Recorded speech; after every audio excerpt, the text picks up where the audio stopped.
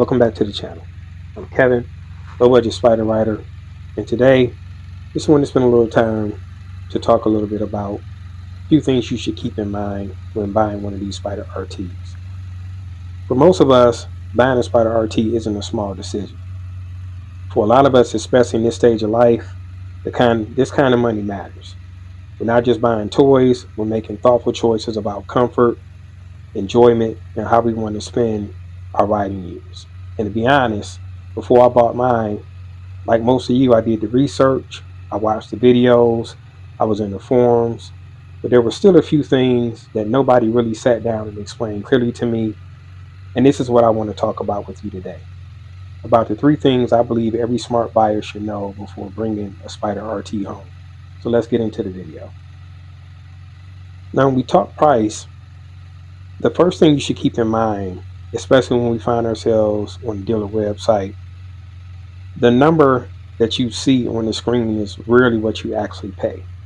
We know that a base RT model typically goes anywhere from 24 to 26K. If you're looking at the limited model, it's going to usually fall between 28K and 31K. And if you're looking at the Sea to Sky model, these can put us anywhere between 32 or more out the door. And if you've been riding for a while, those numbers probably don't shock you, but here's where some buyers, especially first-time Spyder folks, get caught off guard. Because what we don't factor in when we're looking at these numbers is freight costs, setup fees, documentation fees, sometimes even market adjustments. Now, some of these fees can be legitimate, but no matter what the fee is, it does require us to look very closely at these numbers before we agree to buy anything. And you always want to ask for all of these numbers in writing so you can have a moment to just kind of step away in a quiet area, whether it's outside the dealership, in a quiet corner of the dealership, or even at home, and kind of go over things and make sure that you are making the right decision. The last thing that we want to find ourselves doing is spending more than we need to, especially in a market where I feel it's a buyer's market, where not too many folks have a lot of discretionary income to go out and buy these recreational vehicles. And most of us are just trying to figure out how we're going to survive day to day. So we always want to make sure that we get the most value out of our money. In my case, when I was looking about my Spyder, budgetary wise, I was really looking at the Spyder RT because that was the sweet price point for me. At that time, I didn't see myself doing a lot of touring, so I didn't feel I really needed the features that the Limited or the Sea to Sky offered. I just wanted a more comfortable riding platform than I had in my 2015 ST. But as I got to talking with my salesman and I started talking about add-ons, I wanted a backrest, I wanted to upgrade to the comfort seat. We really started looking at numbers, and ultimately in my area, the RT tends to be a more popular bike for younger to middle-aged riders than the Limited and the Sea to Sky. And because they only had a couple of RTs left and they knew that they would be able to get top dollar for those, my salesman told me it would probably be in my best interest to look at a Limited or Sea to Sky because they had more of those particular bikes in stock and we could work out a better deal. And when I really thought about it, it made sense because even though I didn't necessarily feel at the current time that I would need all of the features that a Limited or Sea to Sky offered, I knew at some point having a top trunk, having that comfort seat, having that backrest would come in handy. And if these type of accessories were standard on that type of bike and I could get a better price than I would be able to get on an RT, it made more sense for me to go that route. And that's how I ended up looking at a Sea to Sky, because ultimately I was able to work, surprisingly to my benefit, with the manager special, the BRP discounts, with the trade-in of my ST. I was able to really negotiate an out-the-door price that was pretty in line with what I would have paid for my RT had I just purchased the RT. But that's why it's important to really approach this decision from a calm manner, making sure that you see everything and understand everything so you're not being taken advantage of, so you don't overpay for these bikes. Even if you look at it from the standpoint of going the used bike route, there is value in buying a used Spyder.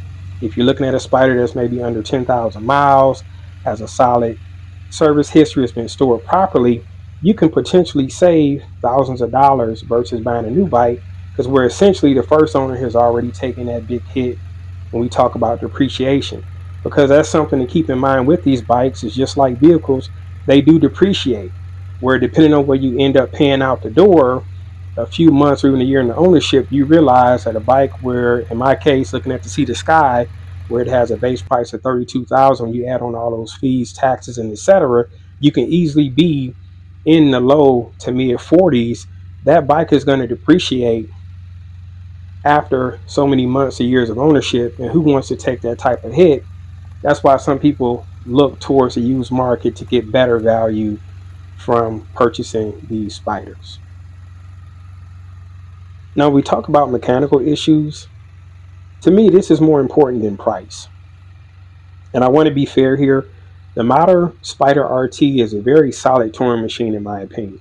But like many bikes, it does have its patterns that are worth knowing. And one of the biggest things that I did before I even went into a dealership and started talking about buying one of these, I really tried to do a lot of research into what were some of the common ownership issues that I could expect, especially from the particular year that I was looking at initially. It was at 2024 Spyder. Some people reported transmission or shifting issues. A lot of people reported issues with the new touch screen, particularly the Apple CarPlay. But the one thing that stood out the most to me was a lot of people reported issues, especially when it came down to battery sensitivity. These machines are very voltage sensitive than most traditional bikes. And what it means in simple terms is when the battery starts getting weak, you may start seeing those random warning lights. You may start having some limp mode issues or scares, or even slower, hesitant starting behavior. And sometimes it leads us to believe something major is wrong, but it's really just poor battery health. And some of the ways to avoid that, to keep your battery as healthy as you can, is that when you're not riding it, use a battery tender. When I'm not on my bike, it doesn't matter whether it's short term or long term. I plug it into a battery tender because that helps cycle the battery properly, the same way it would be as you ride it. Not necessarily a battery tender just going to keep it charged, because that's not realistic when we think about a battery, but one that's going to cycle it through, where it's going to give it time to recharge, it's going to allow it time to discharge, and then charge back up. This really helps maintain those batteries, and it really takes the unnecessary worry away. If you're thinking about buying a used Spyder before 2020, you want to pay attention to heat management, especially on that right side foot area. I know that was one of the things that I ran into on my ST. It gave off a lot of heat on that right side, especially when I found myself sitting in slow traffic, especially stop and go traffic. It would get extremely, extremely hot. So what I ended up doing was purchasing some additional heat shielding material and kind of put it inside that lower fairing cover to kind of take that extra heat away, because heat management is very important on these bikes, especially when we have high-end electronics, additional lighting. If a bike overheats, it's going to want to shut down and cool off to protect itself so it doesn't damage it further. So that's something to keep in mind if you're buying an older Spyder. As far as the newer Spyders, some of the things that popped up, and some of them was transmission issues. Some people reported issues in shifting or uneven shifting or hesitant shifting. A lot of other folks reported, especially in the 2024 models, when they went to the new touchscreen issues, the screen not responding properly, or issues with the Apple CarPlay.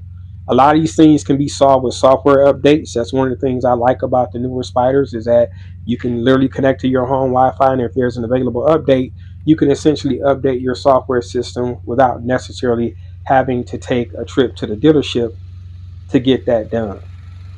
Another thing you want to look at is alignment issues, front tire wear. Because this Spyder doesn't lean, especially when we go into those turns, your tires will generally tell the story of how the alignment is on your particular Spyder. If you notice things like uneven tire wear, or slight pulling to one side, or even premature tire wear or life cycle in your tire, these are things to pay attention to. If you are inspecting a used Spyder, you want to check that front tire pattern. You want to ask to look at service records if you're buying it from a dealer. Even if you're buying it from a private seller, you want to ask about those service records. Those service records are going to give you a more realistic issue of what to expect from that particular Spyder. And it's not necessarily a deal breaker. It just helps us make a more informed decision. It also gives us negotiating power as well when we start talking price, whether it's with the dealer or a private seller.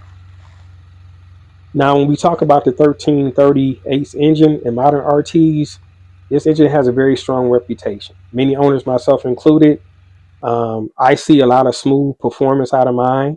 I'm very on top of the maintenance. It's been a very dependable bike for me. I've had only one issue that got resolved very early on in the ownership process. And since that time, I haven't had any issues out of this bike. I've been very impressed with the value that I've gotten making this Spyder purchase. All right, so as we wrap this video up, we'll talk about ownership. And this is the part that surprised me the most, because owning a Spyder isn't just about the machine, it's about the experience that comes with it. And it's definitely an experience. The first truth of this is riding this feels very different than riding a two-wheel motorcycle. And you have to be willing to give it time. And what I mean by that is your first few rides may feel unfamiliar, because with this, you steer instead of leaning when you get into those turns. It's like driving a car. Low speed handling feels very different than on a traditional motorcycle. Even your muscle memory and how you handle this bike versus a two-wheel bike is going to be different. So you have to give yourself time to adjust. Now, some folks are able to make this adjustment very quickly. For other folks, it takes a little bit more time. But either way, I've seen some people judge it too quickly because they don't give themselves enough time. And for me, you have to give yourself at least 300 to 500 miles, especially when I look at my more mature riders. Because when you give it time, you realize you start to appreciate the stability and comfort that this bike brings. Because that's what's different about this Spyder than a two-wheel bike. You're riding it for the stability and the comfort that it brings, more so than what we got out of when we rode two-wheel motorcycles. You're not losing anything, you're gaining something new, and you have to give yourself time to transition into that. Now, for me, this is what really got me, and it's that accessory bug. Because once you own this Spyder and once you get used to it, you're going to start noticing things that you want to personalize or make different, whether it's lighting upgrades, wind management for buffeting, upgrading to a touring style windshield, definitely more comfort tweaks. For me, it was the audio improvements, and I can go on in this list, but that's part of that ownership experience. That's where you make this bike perfect for you as an owner, is when you get to dial it in and personalize those things that matter the most to you. And for some people, this is not a big deal. Some people, the way they bought it off the showroom floor is how they keep it. They just get on and ride it, and it is absolutely nothing wrong with that. But for those of us that like to give the bike a little bit more of our personality, this is where we really make our particular Spyder shine, because we make it more us than anything else. And I can tell you the biggest thing that surprised me about Spyder ownership is the Spyder community. Because with this, I mean, I can tell you it's been very welcoming. There's a lot of knowledge in these forums. So this is not something that you have to worry about is if something goes wrong, because 9 times out of 10, somebody else has experienced it. And when you go in these forums, there's a lot of knowledge to help you navigate that problem, whether it's on your own or reaching out to a dealer network to really help you solve it. I mean, this is a very, very diverse and well-rounded group. And most of all, they're very supportive. I mean, there's a lot of Spyder group rides, a lot of local meetups. I mean, you're not just buying a machine at the end of the day. You're really stepping into a totally different community that's really there to embrace you and help you understand what you're getting in your particular Spyder platform. And for many riders at this stage of life, that ends up being one of the most rewardable parts of ownership, is that you have that group that you can lean on if something goes wrong and to help you get through it. So before you buy a Spyder RT, take your time, play it smart, inspect things wisely, and understand the ownership experience you're getting ready to go into. And if you do that, this machine will deliver some very comfortable and confidence building rides for you and yours. I'll end the video with that. If you like this type of Spyder content, go ahead and hit the subscribe button and join the Low Budget Rider Spyder family. I thank all of you for supporting the channel. And as always, live for the experience and definitely enjoy the ride. Peace.